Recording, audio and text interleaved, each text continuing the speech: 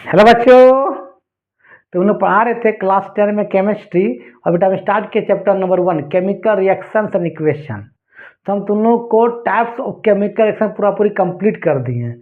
Combination reaction क्या है, decomposition reactions क्या है, डिस्प्लेसमेंट रिएक्शंस क्या है, डबल डिस्प्लेसमेंट्स क्या है, रिडॉक्स रिएक्शंस क्या है। आज तुम लोग बात करते हैं कोरोजन ऑफ मेटल, है ना। तो हेडिंग तो बेटा कोरोजन ऑफ मेटल, हेडिंग है बेटा कोरोजन ऑफ मेटल पढ़ाएंगे। और किसकी किसके बीच पढ़ना है तो एक याद रखना, आयरन के बारे में पढ़ना है कि एफी में कैसे लगता है कोरोजन। एफी मतलब आयरन। और जब बेटा आयरन में कोरोजन लगता है उसको हम लोग एक अलग से बोलते हैं rusting of iron.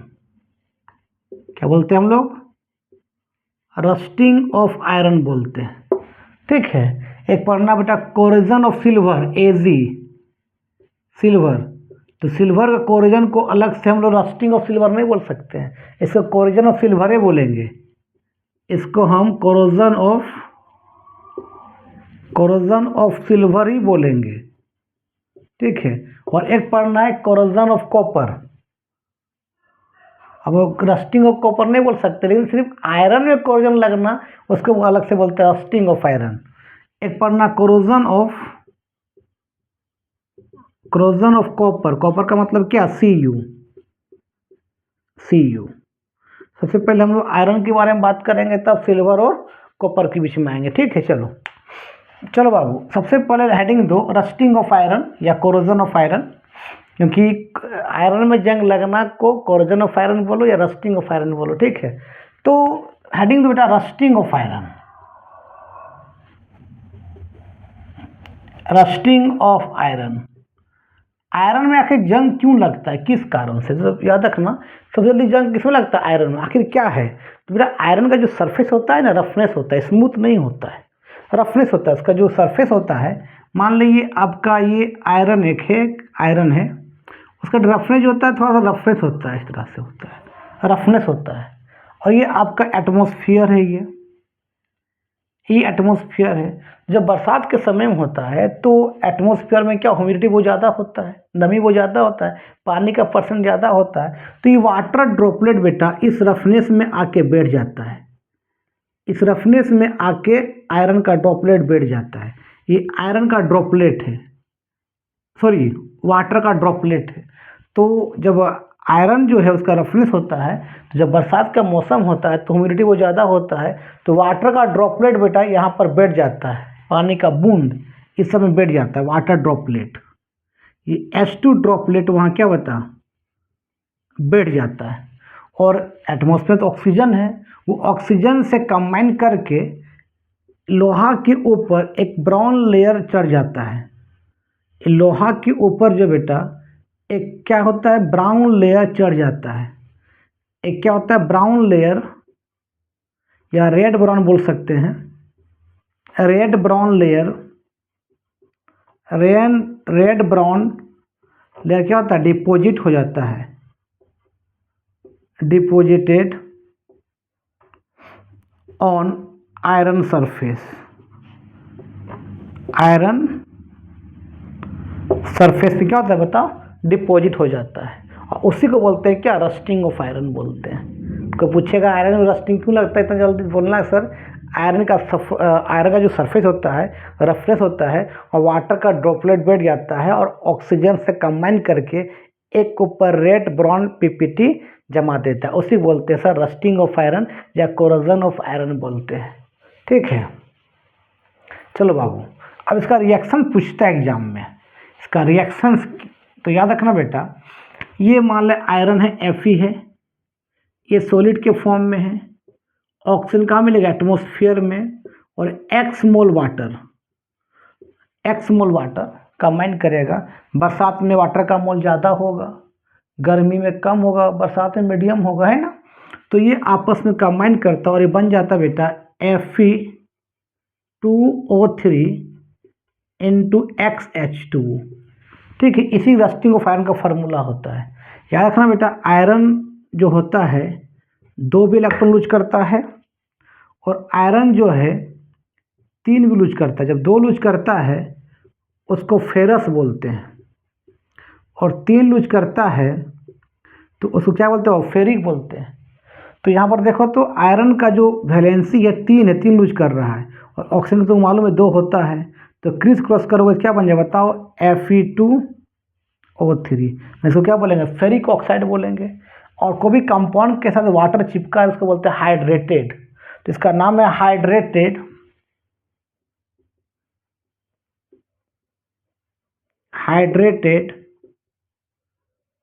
Ferric oxide है, जो कैसा कलर का होता है बेटा, रेड ब्राउन होता है, रेड ब्राउन होता है। ठीक है, कोई दिक्कत, यही होता है रस्टिंग ऑफ आयरन का फार्मूला।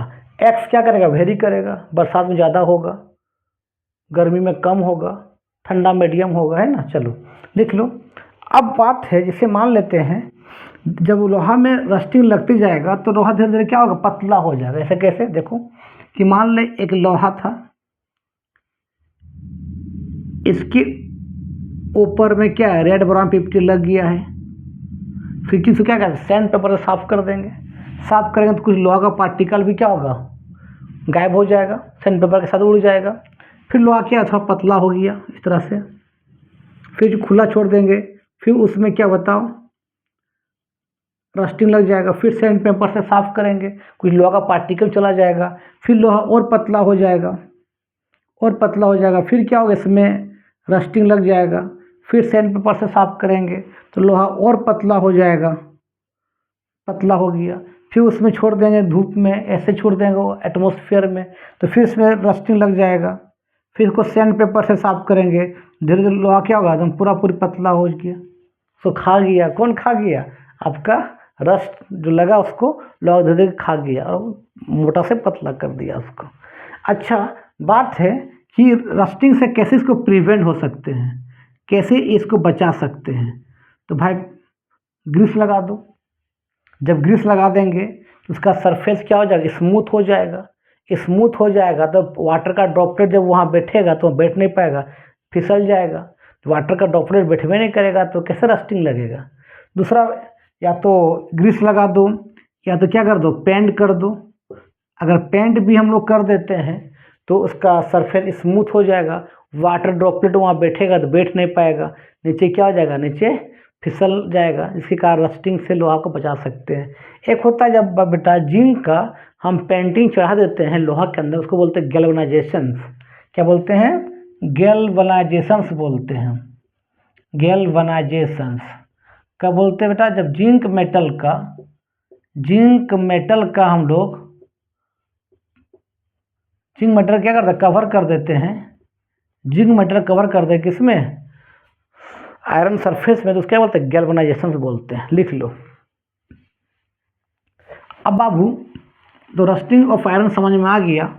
अब सिल्वर के बारे में पढ़ते हैं, कोरोजन ऑफ सिल्वर। सिल्वर में भी क्या हुआ, जंग लगता है लेकिन बहुत लंबे समय पर, लॉन्ग टाइम के बाद। मान ले बाबू क्या होता है कि सिल्वर है, ये एजिस है, कैसे कलर का होता है, ग्रे पीपीटी होता है, ये ग्रे कलर का होता है। तुमको मालूम है कि चांदी ग्रे कलर का होता है। इसको एटमॉस्फेयर में बहुत लंबे समय तक छोड़ दिया जाए तो एटमॉस्फेयर में क्या हाइड्रोजन सल्फाइड है, H2S, हाइड्रोजन सल्फाइड, और साथ में ऑक्सीजन है, आपस में रिएक्शन करके चांदी के ऊपर एक ब्लैक कलर का पीपीटी चढ़ जाता है। इसका फार्मूला होता है Ag2S, silver sulphide, silver sulphide का बेटा एक ब्लैक पीपीटी का मतलब क्या, प्रिसिपिटेट, जम जाता है और यहाँ से बेटा H2O वेपर के रूप में बाहर भी निकल जाता है। तो इसी को बोलते हैं क्या, कोरोजन ऑफ सिल्वर। कि मान लें सिल्वर को बहुत लंबे समय तक, सिल्वर ये वाला चांदी है, बहुत लंबे समय तक छोड़ दिया जाएगा तो हाइड्रोजन सल्फाइड और ऑक्सीजन से रिएक्ट करके चांदी के ऊपर एक ब्लैक कलर का पीपीटी लग जाएगा। क्या बोलते हैं हम लोग, Ag2S बोलते हैं, सिल्वर सल्फाइड बोलते हैं। ठीक है, लिख लो। चलो दूसरा एक है बेटा, मिटा देते हैं। एक है बेटा कोरोजन ऑफ कॉपर। कॉपर का भी कोरोजन होता है, कॉपर को भी बहुत लंबे समय तक छोड़ दिया जाए, मान ले कॉपर है ये, बहुत लंबे समय तक छोड़ दिया जाए तो कॉपर के ऊपर बेटा है ग्रीन कलर का, याद रखना ग्रीन कलर का ब्रॉन्ज चढ़ जाता है, किसका, सॉरी ग्रीन कलर का एक कलर चढ़ जाता है इसके अंदर, या ग्रीन पीपीटी कवर हो जाता है, ग्रीन पीपीटी इसके ऊपर चढ़ जाता है, इसको बोलते हैं क्या, कोरोजन ऑफ कॉपर। ठीक है, तो कैसे होता है देखना बेटा, ये कॉपर है सॉलिड के फॉर्म में, और कॉपर का कलर कैसा तुमको मालूम है, कैसा होता है, रेड ब्राउन होता है, ये सबको मालूम है। एटमॉस्फेयर में क्या है, वाटर भी है, एटमॉस्फेयर में क्या है, कार्बन डाइऑक्साइड गैस भी है और ऑक्सीजन भी है, सबसे रिएक्शन करके बहुत पर लॉन्ग टाइम, बहुत लंबे समय के बाद क्या होता है, ये बन जाता है बेसिक कॉपर कार्बोनेट बन जाता है। क्या बनता है, CuOH होल ट्वाइस, फिर क्या CuCO3, ये कंपाउंड बनता है, इसको बोलते हैं हम लोग बेसिक,